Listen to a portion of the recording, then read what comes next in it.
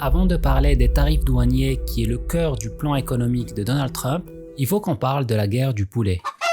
Après la Deuxième Guerre mondiale, l'Allemagne de l'Ouest se reconstruit. Et parmi les nombreux changements économiques, un phénomène assez improbable. Les Allemands se ruent sur le poulet américain. Pourquoi? Parce qu'il est moins cher, à tel point qu'en 1962, les États-Unis exportent environ 50 millions de dollars de poulet vers l'Europe. C'est l'équivalent d'un demi-milliard aujourd'hui. Mais problème. Les éleveurs européens sont furieux. Leur business est menacé, alors l'Europe décide de frapper fort. Elle impose des droits de douane sur le poulet américain. Le poulet qui coûtait 1,60$ est passé à 2,25$. Alors les ventes s'effondrent, les producteurs américains crient au scandale, et c'est là que ça devient intéressant. Parce que les États-Unis ne vont pas laisser passer ça. Ils imposent une taxe de 25% sur les camions légers importés. Une taxe qui vise directement le Volkswagen Combi, qui était populaire à l'époque. Résultat, catastrophe pour Volkswagen.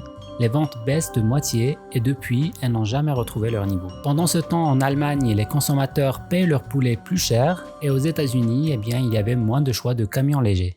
Et c'est là tout le paradoxe des tarifs douaniers. On pense protéger une industrie, mais en réalité, ce sont souvent les consommateurs qui payent le prix. Ces tarifs n'étaient plus au centre de la politique commerciale depuis des décennies, mais Donald Trump veut changer ça. Trump a réussi à convaincre des millions d'Américains que les tarifs douaniers pouvaient devenir une arme économique redoutable. Pas juste une protection pour les industries locales, mais un véritable levier de négociation. Ok, voyons comment ça marche concrètement. Prenons l'exemple des machines à laver. En 2018, Trump impose des tarifs douaniers.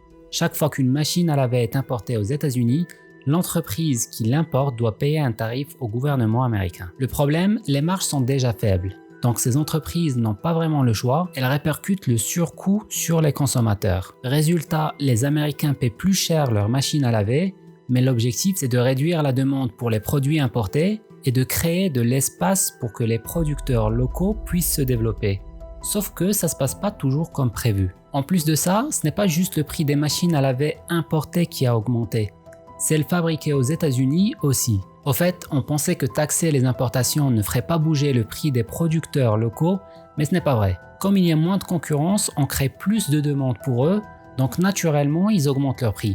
Parce que pourquoi pas? Et ce n'est pas tout. Même les sèche-linges ont vu leur prix augmenter, alors qu'ils n'étaient même pas concernés par les tarifs. Parce que quand quelqu'un achète une machine à laver, il achète souvent un sèche-linge aussi. C'est un effet domino. Cette taxe qui, à la base, ne devait impacter qu'un produit, finit par se répercuter sur tout un marché. Mais tout n'est pas négatif. Ces tarifs ont bien créé des emplois, environ 1800. Principalement grâce aux entreprises étrangères comme Samsung et LG qui ont ouvert des usines aux États-Unis. Une étude a montré que ces tarifs ont permis au gouvernement américain de collecter 82 millions de dollars par an. Pas mal, non? Mais attendez, parce qu'en parallèle, les consommateurs ont dû payer 1,5 milliard de dollars de plus à cause de l'augmentation des prix. Si on fait le calcul, chaque emploi a en réalité coûté 815 000 dollars. C'est un programme de création d'emplois extrêmement coûteux. C'est pour ça que les économistes n'aiment pas les tarifs, parce qu'il existe des moyens bien plus efficaces et moins coûteux pour stimuler l'emploi dans ces secteurs. Et ce n'étaient pas les seuls tarifs que Trump a mis en place. Les plus importants visaient l'acier et l'aluminium.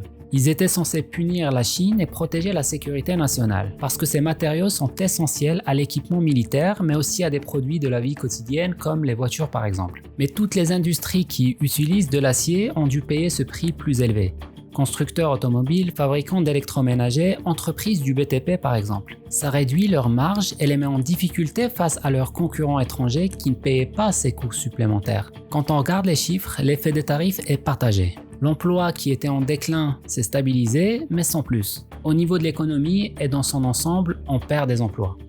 Les coûts des tarifs ont été répercutés sur les entreprises et les consommateurs américains. Bref, ce n'est pas bon pour l'économie. Mais ça a motivé certaines entreprises américaines à quitter la Chine. Par contre, ça n'a pas changé grand-chose au comportement de la Chine, qui dans certains cas est devenue plus agressive. Le plus surprenant dans l'histoire, même avec tous ces effets négatifs, un rapport de l'administration Biden a recommandé de maintenir les tarifs de Trump et même de les augmenter, ce qui a été fait. Une fois qu'on met les tarifs en place, il est difficile de les supprimer. Et il y a deux raisons pour ça. D'abord, il existe des groupes d'intérêts nationaux qui veulent qu'ils restent en place, car ils profitent de la part de marché qu'ils ont gagnée. Ensuite, les tarifs sont un levier de négociation. Pourquoi les supprimer si on peut les utiliser dans des négociations futures? C'est pourquoi 60 ans plus tard, il existe toujours la taxe sur les camions légers, même si les producteurs américains de poulet n'ont plus aucun intérêt à vendre en Europe. C'est un peu une leçon de l'histoire. Il faut être prudent avant d'imposer des tarifs sous prétexte qui sont temporaires ou stratégiques car ils peuvent durer des décennies.